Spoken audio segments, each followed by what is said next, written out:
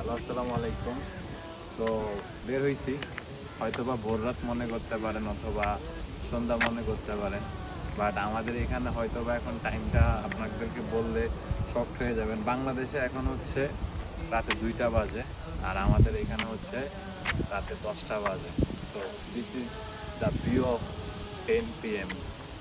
So এটাই আর কি, মানে এই জিনিসগুলো আমরা আসলে রাতটা খুব কম টাইম পাই ডানা জানা করে যাবে। তো আমরা আসলে রাতের সিনটা খুব কম পাই।